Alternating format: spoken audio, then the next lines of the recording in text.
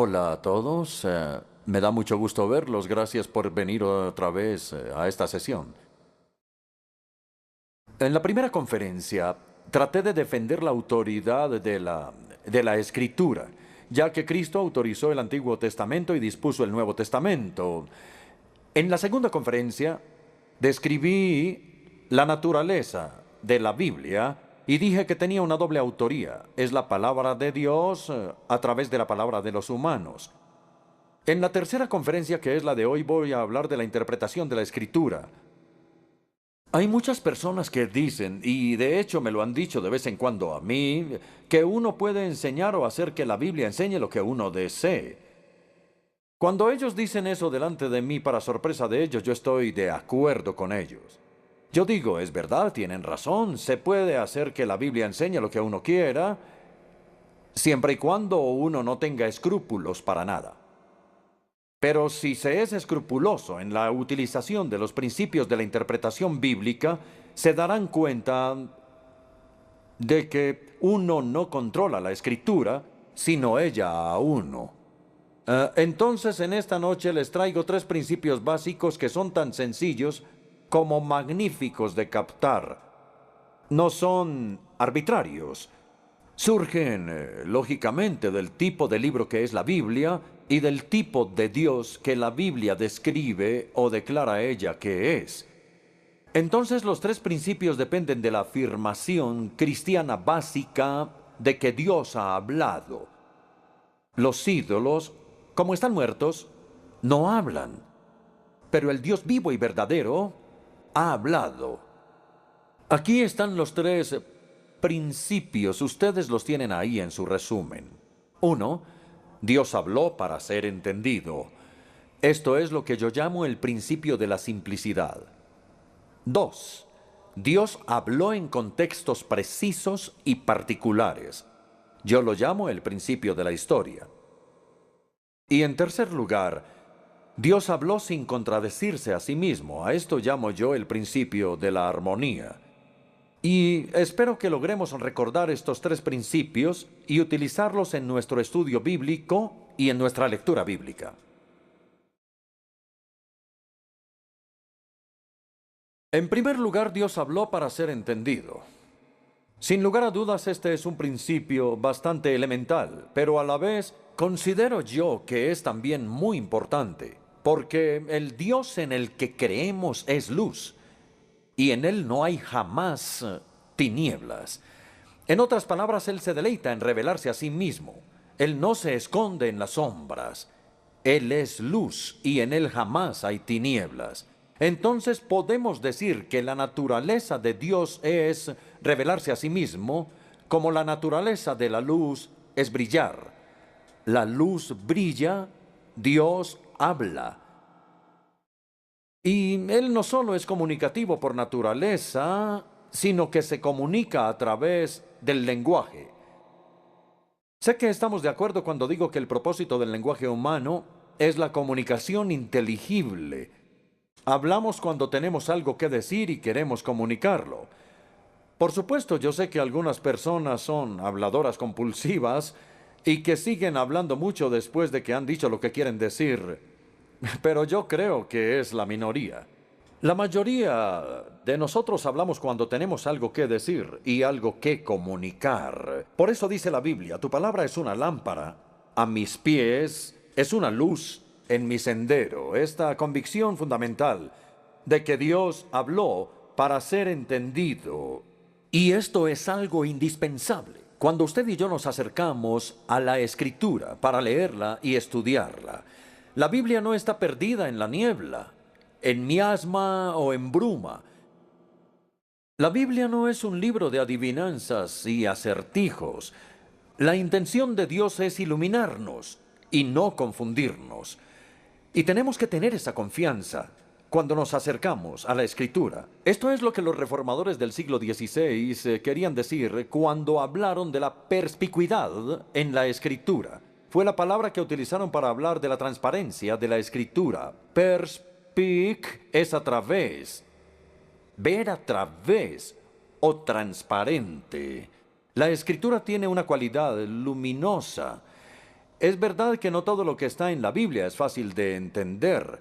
Después de todo, si ustedes recuerdan, el apóstol Pedro escribió en su segunda carta que para él algunas cosas que aparecían en las cartas de Pablo eran difíciles de entender. Y si un apóstol no podía siempre entender a otro apóstol, entonces no sería muy humilde decir que nosotros sí podemos entender todo.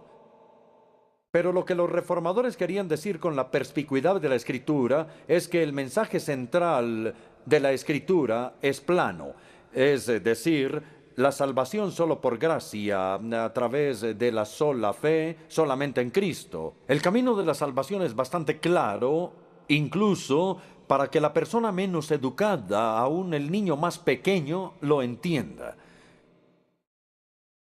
Entonces, nuestro primer principio es el principio de la simplicidad. Y al leer buscamos el significado llano, natural y obvio del texto en cuestión. Los reformadores alguna vez llamaron a esto el significado literal, pero a lo que ellos se referían era al sentido literal en oposición al alegórico, no al sentido literal en oposición al sentido figurado. Voy a leer una cita de Lutero, el primer gran reformador del siglo XVI. Él escribió: debemos apegarnos solo al significado simple y natural de las palabras, que dan las reglas de la gramática y los hábitos del lenguaje que Dios ha creado entre los hombres. Pero después de haber dicho eso, hay algo muy importante que aclarar, y es que el sentido natural del texto que buscamos no siempre es literal. Algunas veces, muchas veces de hecho, es figurado. Y el sentido común y el contexto con frecuencia nos van a guiar. En sus resúmenes pueden ver que puse 5 ejemplos diferentes. El primero es la utilización que el mismo Jesús hizo de las imágenes vívidas. Jesús reprendió a sus contemporáneos por el literalismo bíblico excesivo. No sé si ustedes ya habían pensado en esto. Tomemos, por ejemplo, uno de los primeros capítulos del Evangelio de Juan. En Juan 3 quedó registrada la entrevista que Jesús tuvo con Nicodemo. Él le dijo a Nicodemo: tienes que nacer de nuevo. Y Nicodemo dijo: ¿Qué quieres decir con nacer de nuevo? ¿Acaso puedo entrar por segunda vez en el vientre de mi madre para nacer? Y él le dijo: en efecto, no interpretes la Biblia de manera tan literal. No estoy hablando de un segundo nacimiento físico literal, sino de un nacimiento espiritual. En el siguiente capítulo, en el Evangelio de Juan, capítulo 4, Jesús tuvo un encuentro con la mujer samaritana, si lo recuerdan, al lado de un pozo. Y él le dijo: si supieras quién es el que te habla, tú le habrías pedido y él te habría dado agua de vida. Y ella dice: pero si no tienes un balde, y el pozo es profundo. Y él dijo: en efecto, no interpretes la Biblia de manera tan literal, no hablo de agua del pozo de Jacob, estoy hablando de la vida eterna. También podemos ir al Evangelio de Juan capítulo 6, donde dice: a menos que coman de mi carne y beban de mi sangre, no tendrán vida. Y ellos dijeron: ¿cómo este hombre nos puede dar de su carne para que la comamos? Entonces tenemos que darnos cuenta de que en algunos lugares el autor utiliza imágenes muy vívidas y la idea no es tomarlas tan literalmente. El segundo ejemplo es lo que llamamos expresiones antropomórficas. Antropos es hombre y morfi es forma. Y una expresión antropomórfica es la que habla de Dios como si Él fuera un ser humano. Y entonces los autores bíblicos hacen referencias a los oídos de Dios, a sus ojos, a su boca, a su aliento, a sus brazos, sus manos, sus dedos, a sus pies, incluso sus fosas nasales. Pero nosotros sabemos, porque Jesús nos lo dijo, que Dios es espíritu. Como Él es espíritu, no tiene oídos, ni ojos, ni nada del resto. Se trata de una expresión antropomórfica que habla de Dios como si fuera un ser humano. Un ejemplo que me gusta está en el segundo libro de Crónicas, capítulo 16, versículo 9, donde leemos: el Señor recorre con su mirada toda toda la tierra y está listo para ayudar a quienes le son fieles. Y no esperamos ver nosotros un par de ojos que recorren toda la tierra, no. Y sabemos perfectamente que lo que significa es que Dios está alerta, busca personas a quienes Él pueda ayudar de verdad, ayudarlas en todo. Estas son las expresiones antropomórficas. El tercer ejemplo es la poesía. Hay mucha poesía en la Biblia. El mejor ejemplo, creo yo, es el Salmo 19. Los cielos cuentan la gloria de Dios y el firmamento proclama la obra de sus manos. Y un poco después en el Salmo el salmista dice, el sol nace de un extremo de los cielos. Eso no nos obliga a tener una perspectiva precopérnica del universo, sino que en 3 versículos sucesivos del Salmo 19, el sol es comparado con alguien que mora en una carpa, que mora en el tabernáculo, con el novio que sale de la cámara nupcial y con un atleta que está recorriendo el cielo. Y cuando en 3 versículos el sol es comparado con alguien que mora en una carpa, con un novio y con un atleta, uno no sabe que no es prosa, eso es poesía. Nuevamente es un lenguaje figurado y no es una declaración científica. Así que estemos preparados para encontrarnos con pasajes de la Escritura que son poéticos. El siguiente ejemplo, el número 4, es el libro de la Revelación, el Apocalipsis, que es el último libro de la Biblia. Este libro está lleno de imágenes más extrañas y maravillosas aún, con dragones y el cordero y el resto. Y en el capítulo 7, el Apocalipsis 7, versículos 9 y siguientes, leemos aquí sobre la multitud, que es tan grande que nadie puede contar la multitud de los santos redimidos que estaban con túnicas blancas. Y Juan le pregunta al ángel que le está interpretando quiénes son los que están vestidos de blanco. Y el ángel responde, ellos son los que han lavado y blanqueado sus túnicas en la sangre del cordero.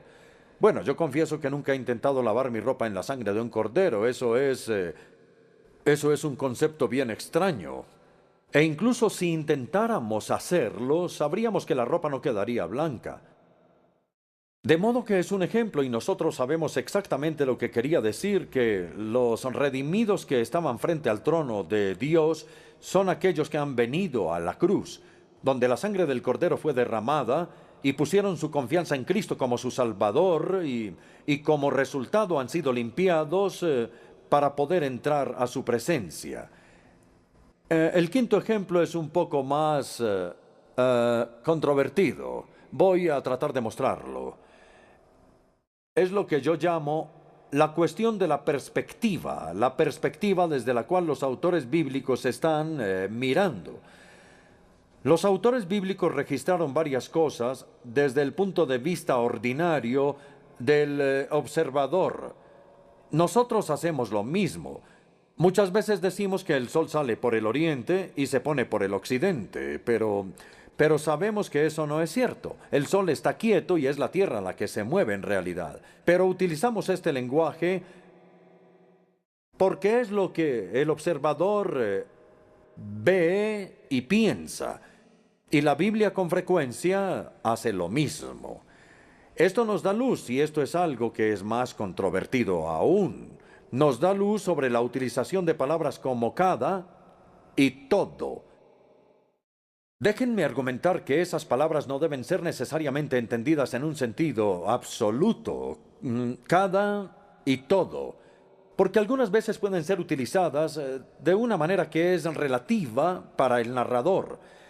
Yo en lo personal pienso que esto se aplica al diluvio del Génesis. En Génesis 7, versículo 19 dice, y todos los montes altos que había debajo de los cielos fueron cubiertos. Esto querría decir que hubo un diluvio universal. He leído el libro que se llama El Diluvio Universal, y ese es el argumento, porque como la Biblia lo dice, seguramente fue universal. Desde mi punto de vista, son los científicos los que tienen que decir qué tan universal o qué tanto se extendió ese diluvio. Pero si se nos dejara solo con la Biblia, sería perfectamente posible argumentar, como yo lo hago, que el autor bíblico no quiere que esto se interprete como que fue un fenómeno universal. Y ahora, permítanme darles uno o dos ejemplos más. En Lucas 2, versículo 1, dice, se promulgó un edicto para que todo el mundo fuera empadronado o que participara en el censo. Todo el mundo. Nosotros no creemos que eso sea literal y que absolutamente todas las naciones hubieran sido censadas. O más impactante quizá es Hechos 2, versículo 5, que habla del día del Pentecostés y que dice, todas las naciones bajo el cielo estaban representadas allí. Todas las naciones, pero seguramente no está incluida Australia, ni Nueva Zelanda, Latinoamérica, etc. De hecho, Lucas, al escribir en Hechos su descripción del día de Pentecostés, nos dice casi inmediatamente lo que él quiere decir con todas las naciones de la tierra, porque en los versículos 9 al 11 nos da una lista de 15 grupos de la cuenca del Mediterráneo y él dice que todas las naciones del mundo conocido, todas las del mundo grecorromano estaban representadas allí. Entonces, las palabras cada y todo algunas veces son relativas al observador y a quien habla. Creo que es suficiente información para nuestro primer punto, que Dios habló para ser entendido. Examinemos el principio de la simplicidad, que es buscar el significado natural del texto. Ahora vamos al segundo punto.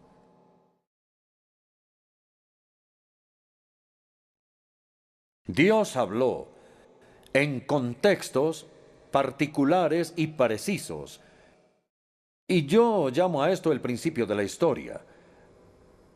De hecho, si lo piensan bien, el principio básico de la revelación que Dios hace de sí mismo se encuentra aquí. Él no les gritó a las personas desde la distancia, no. Él bajó a su nivel. Él entró a la situación del contexto de ellos. Les habló incluso en su mismo idioma. Y esto es verdad no solo en la encarnación del Hijo, también es verdad en la inspiración de la Escritura. Dios habló en sus propios idiomas. Él contemporizó, Él fue a donde estaban las personas a quienes Él quería revelarse. Y dicho sea de paso, en nuestra manera de comunicarnos o de enseñar y de predicar debemos aprender a hacer lo mismo, a ponernos en el nivel de las personas. C.H. Spurgeon, el gran predicador bautista, una vez dijo, recuerden, Jesús dijo, alimenten mis corderos, no mis jirafas. No creo que eso tenga que ser explicado, ¿verdad? Si el principio 1 es el principio de la simplicidad, donde buscamos el significado natural del texto, el principio número 2 es el principio de la historia, donde buscamos el significado original del texto. ¿Qué era lo que el autor quería enseñar? ¿Y cómo lo habrían entendido los primeros que escucharon su mensaje? Hay un profesor de la Universidad de Virginia en Estados Unidos que se llama Ed Hirsch. Hirsch, profesor Hirsch. Él escribió un libro muy importante hace algún tiempo que ahora debe de ser emérito y se llama La validez en la interpretación. En ese libro, Hirsch afirma el principio vital que espero ayudarles a recordar. Un texto significa lo que su autor quiso decir. Un texto significa lo que su autor quiso decir. En otras palabras, es el autor del texto el que establece su significado. Y aquí no compartimos la opinión de los teólogos existencialistas como Rudolf Bultmann, de quien habrán oído ustedes hablar. Bultmann decía, no, un texto significa lo que significa para mí. Lo que signifique para usted y para usted y para usted es totalmente distinto. Pero nosotros decimos, un texto no significa lo que significa para mí de manera subjetiva, no, significa lo que su autor quiso decir. Las perspectivas posmodernas en los círculos universitarios dicen que el texto está en la frase que utilizan, que el texto es infinitamente interpretable. Es decir, que tiene tantos significados como lectores hay. Pero nosotros decimos, no, no es así, puede ser infinitamente aplicable, pero no es infinitamente interpretable. Por el contrario, el significado de un texto es establecido por el autor que lo escribió. El texto significa lo que el autor quiso decir. Entonces nuestra responsabilidad es preguntarnos qué quería decir el autor cuando escribió esto. Qué era lo que él quería decir? ¿Cómo quería que entendiéramos lo que escribió, etcétera, etcétera? Ahora bien, es en esta conexión que tenemos que reconocer la importante diferencia entre la eisegesis y la exégesis. Quiero hablar por unos momentos sobre la gran locura de la eisegesis, que es leer en el texto lo que no está ahí. Porque el mayor error que podemos cometer al interpretar la escritura es importar en el texto ideas ajenas de una generación posterior. Leemos nuestros pensamientos del siglo XXI en la mente de los autores bíblicos y afirmamos que ellos patrocinan nuestras opiniones. Eso es algo que no debemos hacer, pero creo que es muy común. Y este es el significado de eisegesis, leer en el texto lo que queremos encontrar en él. Mientras que la exégesis trata de sacar del texto lo que está en él, la eisegesis trata de meter allí lo que no está, sino lo que uno quisiera encontrar allí, pero no está. Un ejemplo es la imagen de Jesús. Un estudioso de Harvard llamado H.J. Cadbury hace algunos años escribió un libro llamado El peligro de modernizar a Jesús. Él reconocía allí que está perfectamente bien el hecho de presentar a Jesús a nuestros contemporáneos en una manera con la que ellos se identifiquen. Queremos presentarles a ellos a un Jesús que está vivo y es real. Y está bien que lo hagamos siempre y cuando no lo hagamos a costa de la autenticidad de Jesús. De modo que no debemos reconstruirlo a Él a nuestra imagen. Permítanme darles algunos ejemplos. Está Jesús el asceta. Al principio de la era cristiana, es comparado con Juan el Bautista, que tenía un abrigo de pelo de camello y casi siempre, creo yo, andaba descalzo y solía comer langosta con miel silvestre. Pero Jesús no era así. A Jesús incluso lo llamaron glotón y bebedor de vino. Entonces Jesús el asceta no es el auténtico Jesús. Ha sido reconstruido a nuestra imagen tal como lo deseamos. O tomemos un ejemplo más moderno, Jesús el revolucionario, Jesús el Che Guevara, pero el Che de hoy. El guerrillero urbano o rural y con ojos destellantes y barba negra. Pero de nuevo Jesús no era un revolucionario, no es una verdadera imagen de él. En nuestra propia época está Jesús el payaso, en el musical gospel, y Jesucristo superestrella, que en algún momento pensó que sabía quién era, pero luego, especialmente en el jardín de Getsemaní, ya no estaba seguro de su propia identidad. Entonces cantaba: antes estaba inspirado, pero ahora estoy triste y cansado. Luego tenemos a Jesús, el fundador de la empresa moderna. ¿Han oído hablar de él? Bueno, fue un libro escrito por un hombre llamado Bruce Barton en Estados Unidos. Este hombre era un publicista de Madison Avenue y escribió un libro sobre Jesús y trató de demostrar que todos los principios de la empresa moderna se encontraban en las enseñanzas de este joven judío, como él decía. Pero él decía hacia el final del libro: ¿no saben lo que Jesús dijo cuando era joven? ¿No? Dijo: ¿acaso no saben que en los negocios de mi padre me es necesario estar? Hay varias de esas imágenes que nos gustan y es comprensible, pero debemos evitar eso. Debemos estar seguros de que en nuestra misión de presentar a Jesús a nuestros contemporáneos no no perdamos su autenticidad. Voy a continuar. Vamos al punto B, que se llama la disciplina de la exégesis. La exégesis bíblica en el principio de la historia es la disciplina que requiere tanto integridad para rehusarnos a torcer la escritura, como sensibilidad para utilizar nuestra imaginación para recrear la situación en la que los autores bíblicos se encontraron. Tenemos que luchar por librar a nuestra mente de la perspectiva moderna y de las presuposiciones modernas. Tenemos que meternos en la situación de los autores bíblicos. Tenemos que recrear su contexto histórico y entender su idioma como ellos lo usaron y como los oyentes debieron haberlo entendido. Todo eso es la disciplina de la exégesis. Calvino lo dijo de una manera hermosa. Yo creo que Calvino es el mejor expositor bíblico que Dios le ha dado a la Iglesia.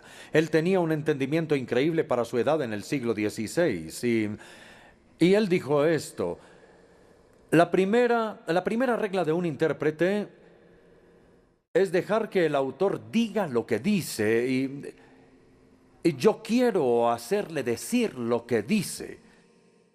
La primera regla del intérprete es dejar que el autor diga exactamente lo que dice y transmitirlo como tal. Un ejemplo que quiero darles se encuentra en el Evangelio de Juan, cuando Jesús está hablando con Nicodemo y le dice: tienes que nacer del agua y del Espíritu. Ahora bien, la Iglesia Católica Romana enseña que nacer del agua es el bautismo. Y hay otras personas que enseñan lo mismo hoy. Pero eso no puede ser correcto, porque Jesús instituyó el bautismo después de la resurrección y habló con Nicodemo al puro principio de su ministerio. Entonces, ¿cómo lo entendió Nicodemo? Eso es lo que nos tenemos que preguntar hoy. ¿Cómo entendió Nicodemo la necesidad de nacer del agua y del Espíritu? Bueno, en ese mismo tiempo en el río Jordán, Juan el Bautista contrastaba la palabra con el Espíritu. Él dijo: yo bautizo con agua, Él los bautizará con el Espíritu Santo. Y luego Jesús dijo: bueno, a menos que tengan ambos, a menos que vayan a donde Juan el Bautista para arrepentimiento y perdón de pecados, no pueden luego venir a mí y nacer del Espíritu. Ahora bien, ya sea que ustedes estén de acuerdo o no con esa exégesis, aclaremos lo que intentamos hacer, cómo Nicodemo entendió lo que Jesús estaba diciendo. Ahora voy a concluir el segundo principio. La preocupación por descubrir la intención del autor, el contexto del autor, su idioma, se llama comúnmente la exégesis gramático-histórica. Su meta es establecer el significado original del texto bíblico. Hasta ahora hemos visto que como Dios habló para ser entendido, podemos afirmar el principio de la simplicidad y buscar el significado natural del texto. Como Dios habló en contextos precisos, afirmamos el principio de la historia para buscar el significado original del texto. En tercer lugar, como cuando Dios habló no se contradijo a sí mismo, podemos afirmar el principio de la armonía y buscar el sentido general del texto, que es iluminado por otras partes de la Escritura. Todo esto, estos tres principios surgen de la verdad que Dios ha hablado y la forma como Él lo ha hecho. Lo que encontramos en la Escritura es una combinación notable de diversidad y de unidad. La revelación de Dios es rica en diversidad, en énfasis teológico y en medios literarios, como lo vimos la semana pasada. Sin embargo, a pesar de su gran diversidad, la revelación que Dios hace de sí mismo es consistente en toda la Escritura. Como lo leemos al principio de Hebreos, el mismo Dios que habló a nuestros antepasados en otras épocas por medio de los profetas en estos días finales ha hablado por medio de su Hijo. Y el propósito general de su revelación es evidentemente el mismo. En una palabra, es la salvación. El propósito de Dios es llamar a un pueblo para sí mismo, adoptarnos en su familia, transformarnos en la imagen del Hijo y enviarnos de nuevo al mundo como testigos y siervos y llevarnos a nosotros y de hecho a todo el universo a la gloria final. Todo eso es la salvación. De modo que la salvación es una palabra grande e incluye la totalidad del propósito de Dios para nosotros en Cristo, que es la razón por la cual la Escritura da testimonio de Cristo, y el gran propósito de la Escritura es dado a conocer a Él. También considero importante recordarles que la revelación de Dios es absolutamente progresiva. O si lo prefieren, la revelación de Dios ha sido acumulativa. No en el sentido de que Dios haya contradicho lo que reveló antes, sino en el sentido de que lo amplía. Muchos de ustedes, estoy seguro, son profesores y otros padres. Y si ustedes son sabios, nunca les enseñarán a sus hijos en un momento lo que necesitan contradecir en otro momento. Si ustedes hacen eso, pierden su credibilidad como profesores. Tomemos la Trinidad. Es un ejemplo. En el Antiguo Testamento se hace énfasis en la unidad de Dios. Es decir, que el Señor nuestro Dios es un solo Señor y amarás al Señor con todo tu ser. Pero también es cierto que el Antiguo Testamento tiene algunas pistas de la pluralidad de la divinidad. En Génesis 1 dice, hagamos al hombre a nuestra semejanza. Es una pluralidad de la divinidad. O por ejemplo, santo, santo, santo. Y hay muchas otras pequeñas pistas de la pluralidad, pero el énfasis principal del Antiguo Testamento se hace en la unidad de Dios. Y el énfasis principal del Nuevo Testamento se hace en la Trinidad. Pero Dios no iba a poder revelar su Trinidad hasta después de que su pueblo captara su unidad completa. Cito de nuevo a Lutero, me siento orgulloso de Lutero. Él dijo, aunque leemos la Biblia hacia adelante, solo la podemos entender hacia atrás. En otras palabras, debemos dejar que el Nuevo Testamento explique e interprete al Antiguo. Lamento decir que la tendencia moderna de los teólogos de hoy es enfatizar la diversidad y, mientras tanto, negar que hay una unidad en la Biblia.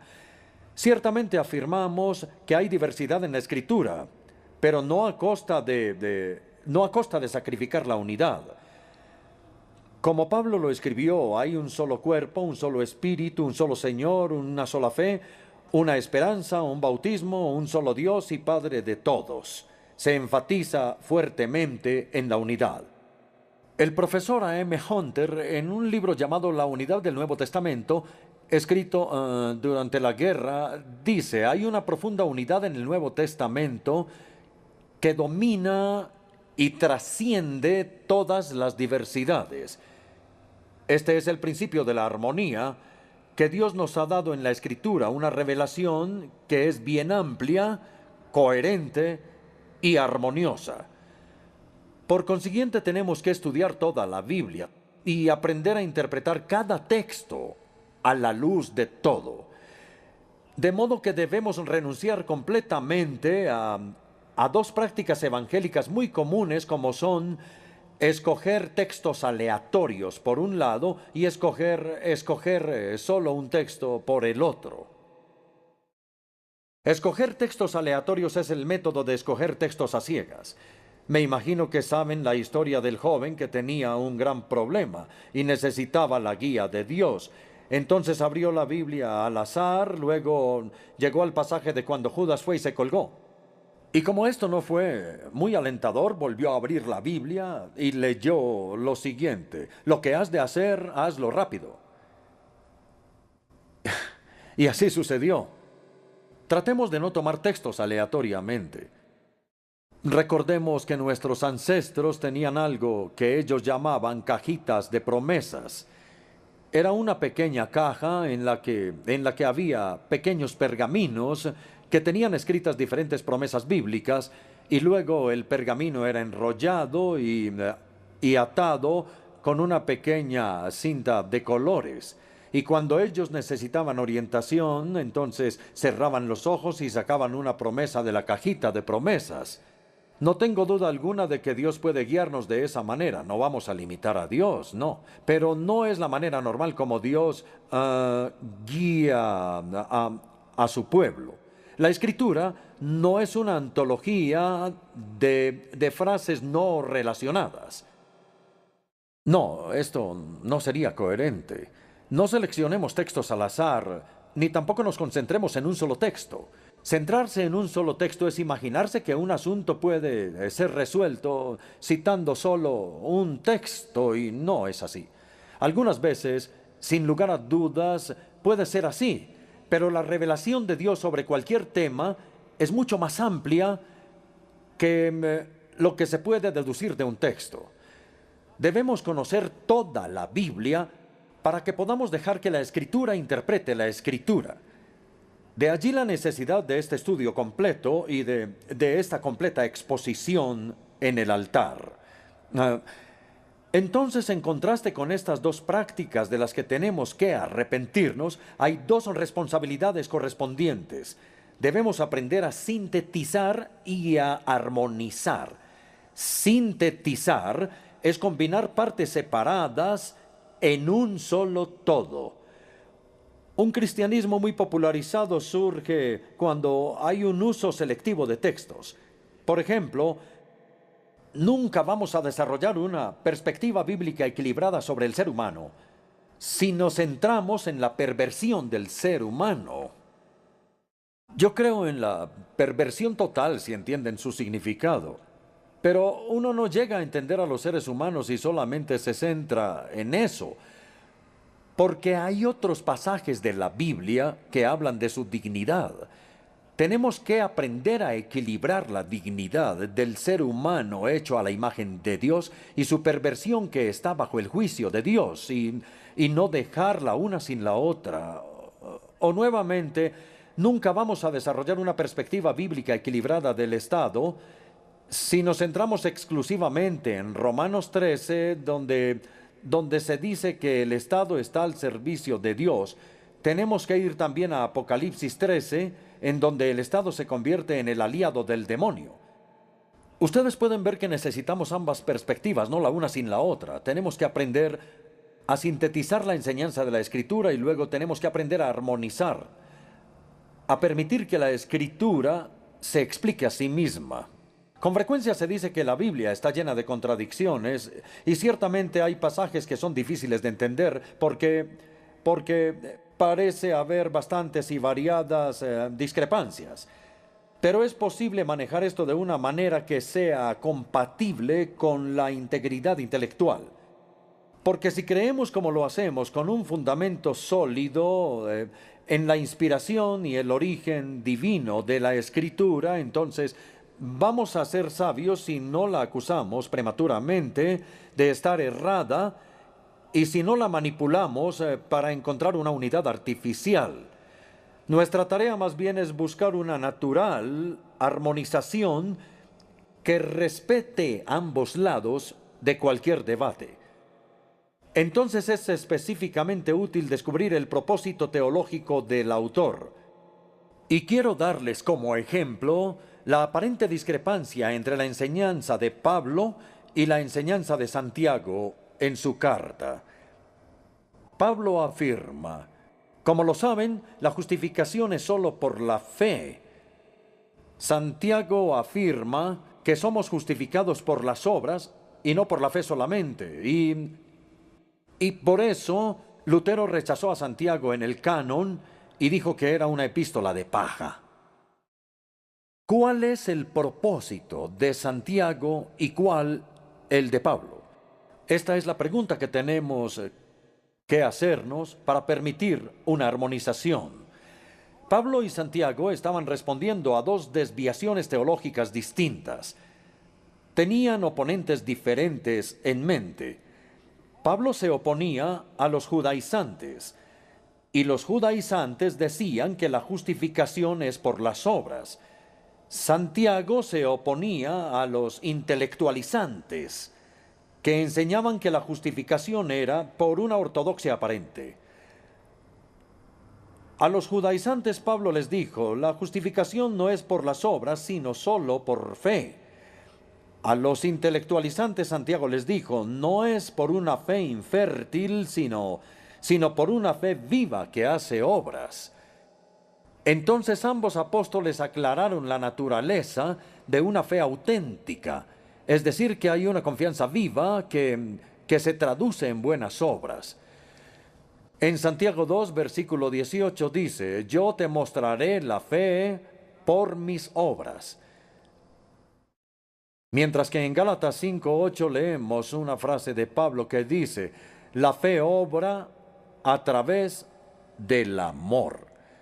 Así que como ven, ambos pensaban que una fe auténtica hace obras, pero Pablo hace énfasis en la fe que se traduce en obras, mientras Santiago hace énfasis en las obras que vienen de la fe.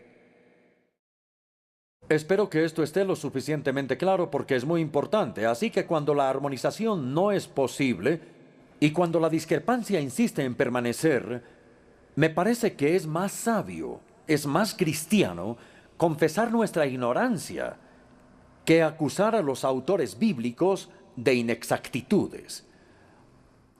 Ahora resumiré el tercer principio. La Escritura es un coherente y orgánico todo. Por eso la llamamos la palabra de Dios.